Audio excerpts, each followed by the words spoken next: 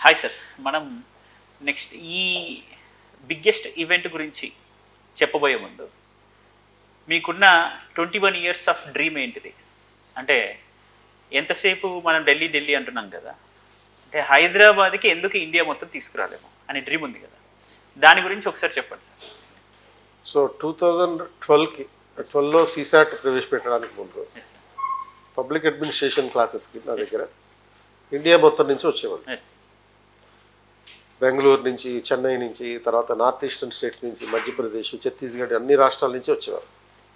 ఎప్పుడైతే 2012లో UPSC prelims reforms తీసుకొచ్చి CSAT ప్రవేశపెట్టి ప్రిలిమ్స్లో ఆప్షనల్ని తీసేసి, అలాగే 2013 నుంచి 13-14 నుంచి మెయిన్స్లో కూడా 2 ఆప్షనల్ బదులు సింగిల్ ఆప్షనల్ తీసుకురావడం జరిగిందో, జనరల్గా స్టూడెంట్స్ హైదరాబాద్ మీద ఫోకస్ తగ్గించి ఢిల్లీ మీద ఫోకస్ బాగా పెంచారు.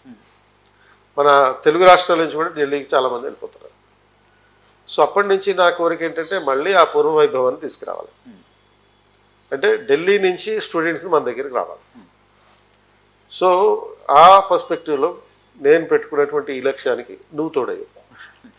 సో నువ్వు తోడయ్యడం అండ్ నువ్వు ఇచ్చినటువంటి ఒక ప్రామిస్, ఢిల్లీని హైదరాబాద్ తీసుకొస్తారనేటువంటి ఒక ప్రామిస్, అది కూడా ఒక బహిరంగ సభలో, ఏది ఏపీపీఎస్సీ గ్రూప్ 1 ర్యాంకర్లకి ఫెలిసిటేషనేట్ చేసేటటువంటి సందర్భంలో నువ్వు చెప్పినటువంటి ఆ మాట ఇప్పుడు అది నెరవేరబోతుంది.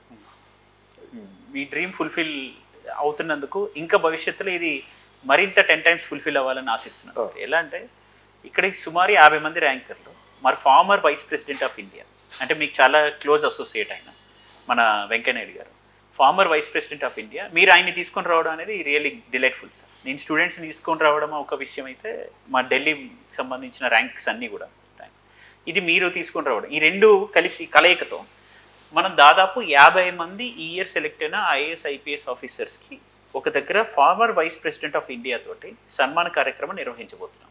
అలానే మన ఈ చుట్టుపక్కల ఈ ప్రొసెషన్ కార్యక్రమం కూడా ఉంటుంది. వాళ్ళకి అంటే ఎంతో హార్డ్ వర్క్ చేసి అచీవ్ చేసిన ఈ ర్యాంకర్స్ అందరికీ కూడా మనం ఒక హానర్ అనేది ఇస్తున్నట్టుగా అర్థం అనమాట. అదొక మంచి హానర్ ఇవ్వడం, దానివల్ల చాలామంది వాళ్ళ పేరెంట్స్ కానీ అండ్ ర్యాంకర్స్ కానీ ఇతరులు కూడా ఇన్స్పైర్ అయ్యి అదొక అటువంటి ఆనర్ మాకు కూడా రావాలి అని గర్వపడే స్థాయికి వీళ్ళు ఉంటారు. కాబట్టి ఇది చూసి మేము కూడా ఆ స్థాయికి వెళ్ళాలని, ఇతరులు ఇన్స్పైర్ అవ్వాలని ఆశిస్తూ మనం ఈ ప్రోగ్రామ్ తీసుకెళ్తున్నాం.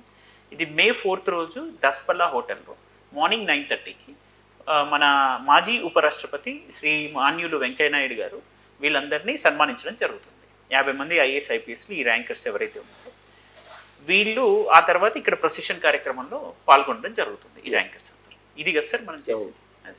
సో ఈ ప్రోగ్రామ్ మళ్ళీ చెప్తున్నాను, 4వ తారీఖు May 4వ తారీఖు మార్నింగ్ 9:30కి దస్పల్లా హోటల్లో ఈ ప్రోగ్రాం ఉంటుంది. మన మాజీ ఉపరాష్ట్రపతి గౌరవనీయులు, అలాగే పద్మవిభూషణ్ గ్రహీత వెంకయ్యనాయుడు గారు ఈ ప్రోగ్రాంకి చీఫ్ గెస్ట్గా వస్తారు. ఆయన చేతుల మీదుగా సుమారుగా 50 మంది ర్యాంకర్లు, 21st సెంచరీకి సంబంధించిన 50 మంది ర్యాంకర్లకి సన్మానం చేయడం జరుగుతుంది. ఆ సన్మానం అయిపోయాక మన అశోక్ నగర్లో ప్రొసెషన్ ఉంటుంది. ఈ ప్రోగ్రాంకి ప్రతి ఒక్కరూ ఆహ్వానితులే, ఎందుకంటే ఈ ర్యాంకర్లను చూసి మీరు కూడా ఇన్స్పిరేషన్ పొందొచ్చు, వాళ్ళ సక్సెస్ సీక్రెట్స్ని తెలుసుకోవచ్చు.